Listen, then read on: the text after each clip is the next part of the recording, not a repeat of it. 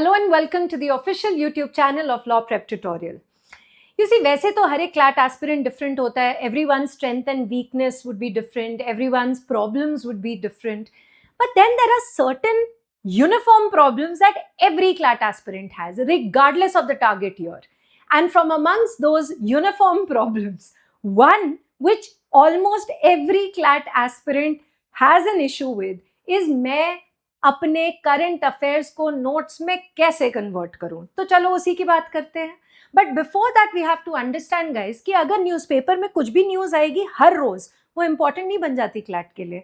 How does it become important? We already discussed it in the past, might as well do it again.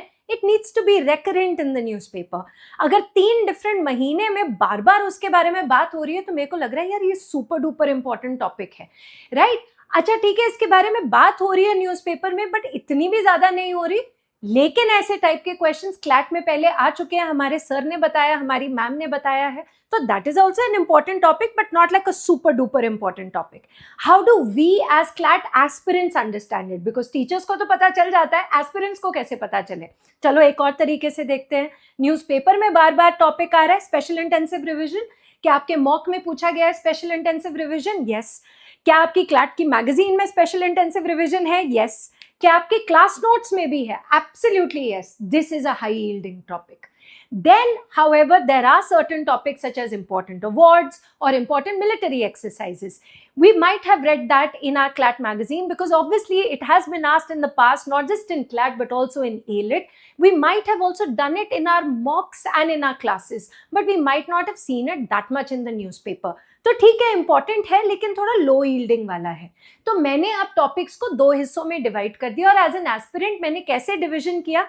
If something is there in the newspaper being spoken of in my classroom, it is there in my CLAT magazine, and they are also asking me a question from that topic in my mocks, that becomes a very very very important topic. इसके notes बनाने हैं. जो दूसरा वाला है, जो कहीं कहीं पे है कहीं कहीं पे नहीं है इंपॉर्टेंट पर इतना भी नहीं है, उसको सीधा क्लैट की मैगजीन से पढ़ो. सीधे के सीधे मॉक्स से नोट्स बनाने की जगह उसका आंसर लर्न करो and move on in life. अब ये हाई यील्डिंग टॉपिक्स जो है, जिनको हमने मोस्ट इंपॉर्टेंट टॉपिक्स बोले, इनके नोट्स हमने कैसे बनाने हैं? Now let's try to understand that. The very first thing that we have to keep in mind is CLAT is asking you passage based questions. अगर ऑपरेशन सिंदूर न्यूज में है, Pahalgam attack news में है और इंडिया पाकिस्तान न्यूज में है, तो सवाल इंडस वाटर ट्रीटी से भी आया. So it's not as if they are asking you कौन सी मिसाइल से हमने कौन सा टेरर आउटफिट ऑफ पाकिस्तान की धज्जियां उड़ाई. They are asking you multiple things from multiple dimensions. That means instead of asking what has happened, we have to ask what is the structural anatomy of this particular topic. And I'll tell you exactly what we mean by structural anatomy. Let's take the first framework where we are talking about an international conflict or geopolitics. चलो Iran, Israel, United States of America की बात करते हैं. मोर और less ये notes कैसे होने चाहिए अभी मैं थोड़ी देर में आपको बताऊंगी, या फिर अभी ही बता देती हूँ कि एक A4 साइज पेज की अपने पेज आपके सामने होना चाहिए, जिसमें 60% of that page should have all the current news, 40% of that page should be let go of. अच्छा, एक पूरे पेज में नहीं आ रहा तो 2 पेजेस को स्टेपल कर लो बॉस, इतना ज्यादा भी उसमें नहीं जाना. But mostly if you can try, please try to condense it in 1 page. But if you can't, take 2. But 40% of that should be left. क्यों? क्योंकि वही वाले टॉपिक में जब आगे जाके मॉक में कोई सवाल आएगा और कुछ न्यू ट्रिविया तुम्हें पता चलेगा, you will be able to add it to that. So now let's understand the anatomy. Let's talk about the countries involved. So Iran, Israel, United States of America, उनके कैपिटल्स लर्न करो. हर एक country के head of the government को learn करो. Supreme leader का नाम learn करो. मसूद पेजेश्किन पता होना चाहिए, Benjamin Netanyahu, Donald Trump, like that. Historical roots of that particular conflict. क्या इनकी लड़ाई पहले भी हुई है? तो हमने पढ़ा 2025 में हुई है. हमने ये भी पढ़ा कि 1979 से पहले बड़े अच्छे भी थे. You know, the relations are pretty okay with each other.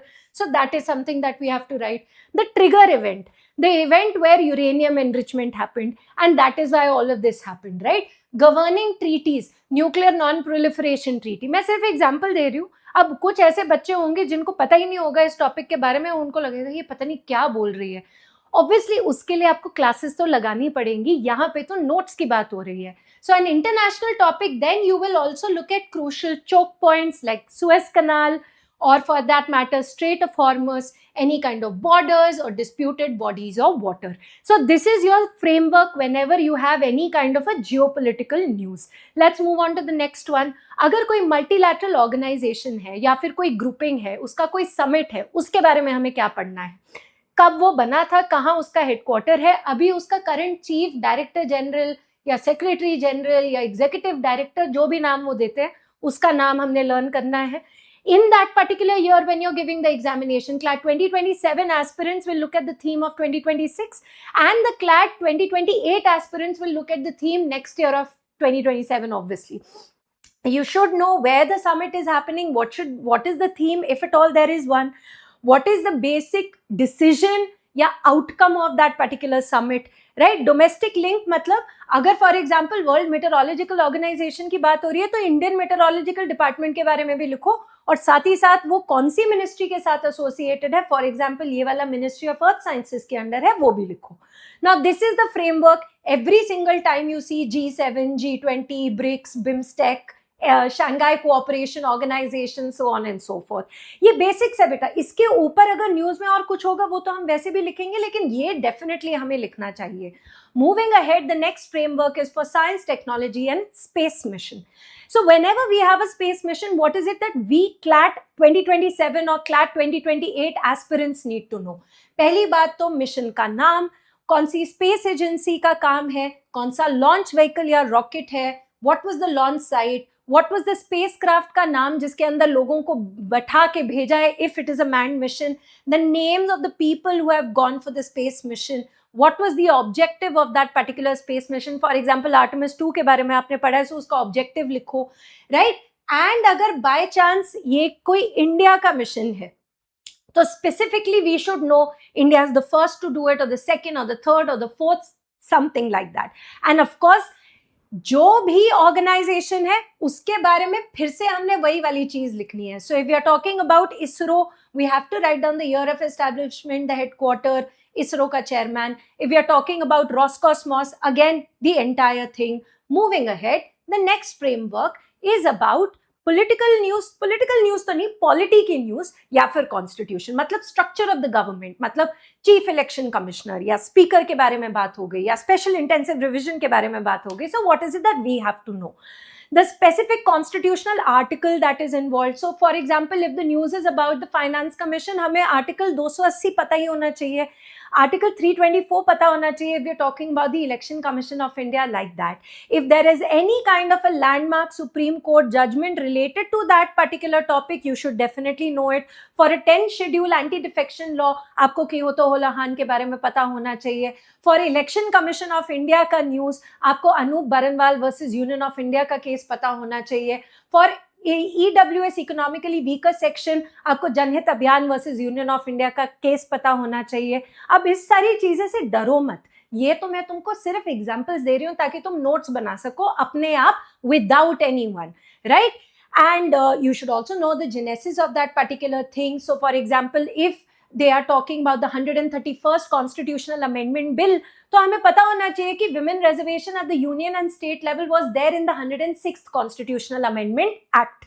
Any kind of parliamentary voting nuances मतलब लोकसभा वोट करेगा कि राज्यसभा करेगा, कौन सी वाली मेजॉरिटी इस्तेमाल होगी इस पर्टिकुलर केस में. And if it all there are any committees और commissions related to that topic, you can also write that down.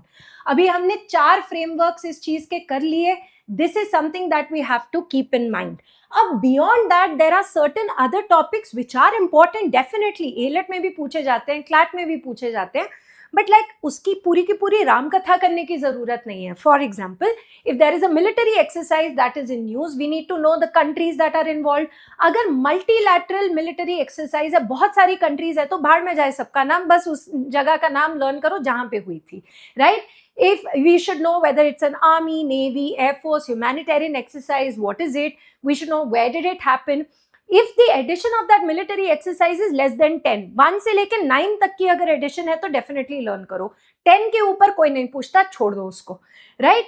Then comes your awards. Awards में क्या आपको लिखना होगा? You have to write down who presents that award, who got the award. अगर बच्चे कोई literary award है, specially international Booker prize, then the translator also becomes important. Book का नाम तो ऑब्वियसली इंपॉर्टेंट है ही है. स्पोर्ट्स की अगर कोई न्यूज होगी तो हमें पता होनी चाहिए कि फुटबॉल का वर्ल्ड कप जो हो रहा है वो फीफा करवा रही है, फीफा के बारे में पता होना चाहिए. हु इज हेडिंग फीफा, वही वाली इंटरनेशनल ऑर्गेनाइजेशन वाली year, headquarter, head of that particular organisation. India का कोई वैसे तो है नहीं, we are not qualified, but definitely you should know about the national organization also related to football. Then you should know where is it happening, US, Mexico, Canada, who are going to be the champions. Well, that is for everyone to see, who are going to be the top scorers and all of that, right? And India का standing अभी FIFA में तो नहीं है पर chess में है. हर एक स्पोर्ट में हम बहुत अच्छा करें उसके लिए थोड़ा टाइम लगेगा, थोड़ों में हम अच्छा भी करते हैं, तो उधर इंडिया का भी स्टैंड हमें पता होना चाहिए. And finally guys, the format is one topic, one page. Like I said, A4 sheet आपने लेनी है. देखो आप टाइप करके भी लिख सकते हो if that is what floats your boat. But if you want to write it down on your own, then you take an A4 sheet, you write it down. Like I said, 60% of it should be written and 40% should be left. कि अगर by chance उस particular topic में कोई एक new चीज आ जाए या हमें कोई और स्टैटिक ट्रिविया पता चल जाए तो हमें दोबारा से लिखने की जरूरत नहीं है, हम वहीं पे लिख सकते हैं, right. And finally November 2026, now we don't know exactly when the paper is going to happen for CLAT 2027, but we do understand that it usually happens in the first week of December. Baki we will see when will it happen this particular year, right? उसके 2 हफ्ते पहले हमने current affairs को बिल्कुल tata bye bye कर लेना है, लेकिन उसके पहले का करना पड़ेगा. क्यों? Because I give you an evidence in CLAT 2023 they ended up asking the questions from November also. In fact, FIFA का ही सवाल आया था, 6 से 7 सवाल आए थे. So never ever let that go. Now what you need to do today after watching this particular video, and then you will comment on this video, task done. Your task is pick anything from today's newspaper and then write it under the geopolitical framework. Geopolitical वाली news आपने उठानी है और वो जो सबसे पहले वाला फ्रेमवर्क मैंने आपको समझाया उस हिसाब से आपने अपने नोट्स लिखने हैं. नोट्स लिखने के बाद all you have to do is you have to comment task done under this particular video. And thank you very much. I will see you guys again soon.